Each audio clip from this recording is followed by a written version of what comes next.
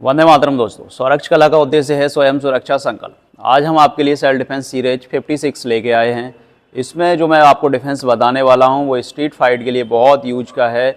इसको बोलते हैं बेसबॉल अटैक। अगर कोई आपके सिर पे डंडे से अटैक कर रहा होता है तो आपको कैसे बचना है। मान लीजिए इसके हाथ में एक बेसबॉल टाइप का ऐसा डंडा है और वो मेरे सिर पे अटैक करने वाला है या मेरे इस पोर्शन पे अटैक करने वाला है। मोस्टली लोग क्या करते हैं कि यहाँ मारते हैं, सिर पे थोड़ा सा कम अटैक करते हैं, लेकिन अगर उसे जान से मारना होगा तो वो सिर पे ही मारेगा। तो हमें दोनों ही कंडीशन में बचना ही है एक तरीके से।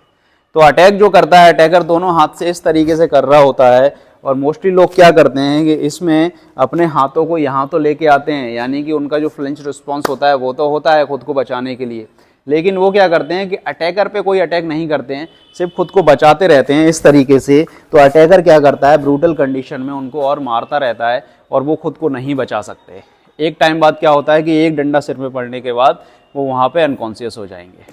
तो पहली गलती जो लोग करते हैं वो क्या करते हैं कि जब सामने वाले के हाथ में डंडा देखते हैं तो वो ट्राई करते हैं कि मैं इसकी रीच से बाहर निकलूं, यानी कि वो पीछे हटने की कोशिश करते हैं। तो जैसे ही उन्होंने पीछे हटने की कोशिश की तो अटैकर और ब्रूटल हो जाता है और वो चढ़ के मारना शुरू कर देता है। तो पहली गलती तो हमें ये नहीं करनी है कि जब भी डंडा देखें उसके हाथ में तो हमें उससे पीछे नहीं हटना है, क्योंकि वो एक अटैक खाली हो सकता है लेकिन दूसरा डेफिनेटली आपको मार देगा।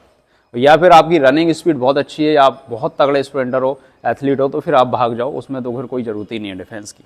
ठीक है, तो हमने देखा कि जब ये मुझे अटैक करने आ रहा है यहाँ से, यानी कि इसने डंडा अपना लोड किया मारने के लिए, चाहे वो मारे या ना मारे मुझे उसके क्लोज घुसना ही है, क्योंकि अगर मैं क्लोज नहीं घुसा तो मेरे अटैक डेफिनेटली पड़ेगा, यानी सिर में या फिर यहाँ पे या यहाँ पे कहीं भी पड़ सकता है।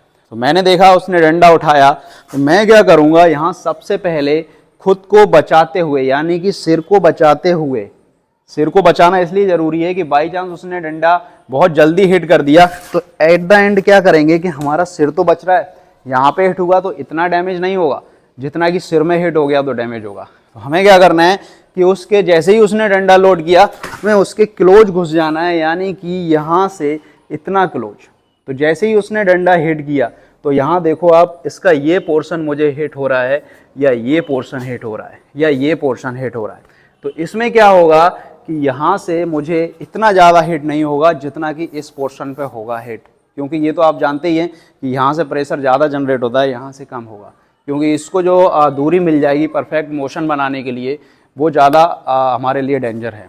तो हमें बस इसकी क्या है ना, रेंज ख़त्म करनी होती है। तो जैसे ही अटैक के लिए आया हमने रेंज ख़त्म की, उसने अपना अटैक भले ही छोड़ दिया लेकिन हमें लगेगा नहीं। तो जैसे ही उसने अटैक छोड़ा हमने यहाँ पे इसको कंट्रोल किया और इस पोर्शन से बचाते हुए यहाँ पे इसको सीधा फेस पे एक हिट दिया और इसको हम साथ ही कवर कर रहे हैं फेस पे हिट मारते हुए, जिससे क्या होगा कि इसकी जो देखने की क्षमता है कुछ देर के लिए कम हो जाएगी, यानी कि ये फोकस इस पे ना करते हुए अपने फेस के अटैक पे करेगा और इसको काफ़ी ज़्यादा दर्द होगा यहाँ पे मारने के बाद।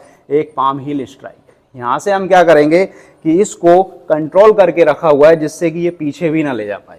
तो फिर से देखो बहुत आसानी से अटैक, यहाँ से डिफेंस, यहाँ से कंट्रोल, और कंट्रोलिंग के बाद हमारा जो मूवमेंट है वो चेंज हो जाएगा।